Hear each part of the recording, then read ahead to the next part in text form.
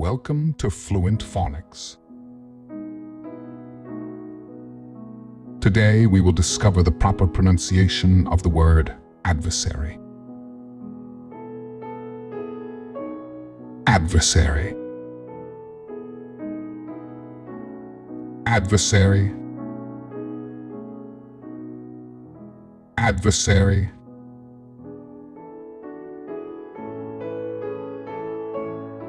Here's an example of how one might use it in a sentence.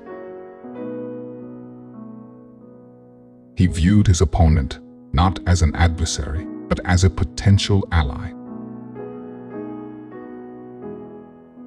An adversary is a person or group that opposes or competes against someone, often in a conflict or competition. It can also refer to an opponent or enemy.